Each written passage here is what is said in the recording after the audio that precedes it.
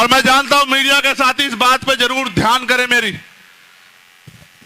जैसे हमारे देश के प्रधानमंत्री जी को इजराइल दिखाई दिया, उनको मणिपुर दिखाई नहीं देता। और मणिपुर छोड़िए, पूरे देश में जो कमजोर वर्गों पे हिंसा हो रही है वो दिखाई नहीं देती उनको।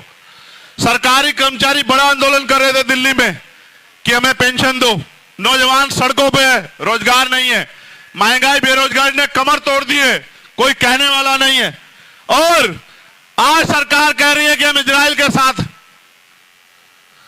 आप ये जानते हो, अगर आपने इतिहास पढ़ा, और मेरा जमीर इस बात की गवाही देता है कि हमें हमेशा कमजोरों के साथ खड़ा होना चाहिए, अपने हक की लड़ाई लड़ने वालों के साथ खड़ा होना चाहिए।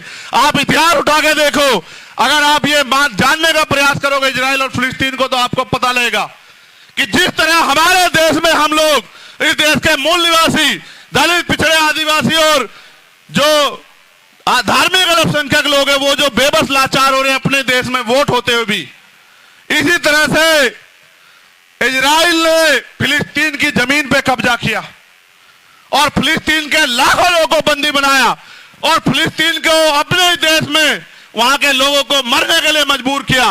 मैं हिंसा का समर्थन नहीं करता, मगर आप ये बताओ, अगर वहां फिलिस्तीन की लड़ाई गलत है तो देश ने जो आजादी की लड़ाई लड़ी अंग्रेजों के खिलाफ, वो कहां सही है आप बताओ। यहां भी तो शहीद आजम सरदार भगत सिंह ने अपने प्राणों के बलिदान दिए, उनकी यूनिट ने प्राणों के बलिदान दिए अपनी मातृभूमि की रक्षा के लिए, उसको आजादी के लिए अंग्रेजों से। अगर आज उस बात को वो लोग गंभीरता से आगे बढ़ा रहे हैं, तो मैं क्यों कहूं मैं इजराइल के साथ। मैं हर एक कमजोर के साथ हूं और मैं फिलिस्तीन के साथ हूं, मैं गारंटी से कहता हूं। क्योंकि अगर किसी का हक छिनेगा वो चुप नहीं बैठेगा, सरकार को जवाब देना पड़ेगा कि सरकार अपने निजी स्वार्थों के चक्कर में विदेश पॉलिसी खराब ना करे।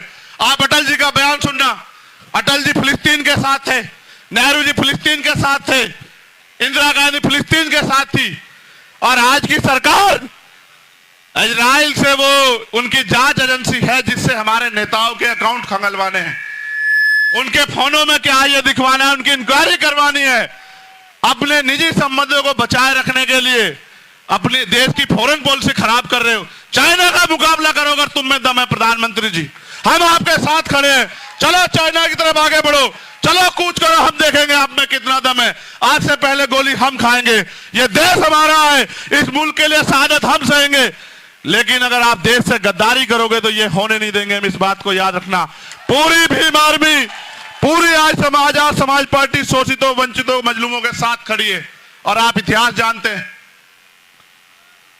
कोई ऐसा मसला नहीं, चाहे पहलवानों का मसला हो, चाहे किसानों का मसला हो, चाहे सीएन पर एनआरसी का मसला हो, कोई ऐसा मसला नहीं जिसमें हमने कमजोरों का साथ नहीं दिया। क्योंकि मेरे बाद आप लोग आज के जो अध्यक्ष हैं इस सभा के, उनको सुनेंगे, और मैं आग्रह करूंगा भीम आर्मी के नौजवान साथियों से, मैं आज उनको सुनने के लिए बड़े मन से आया। जब वो अपनी बात रखें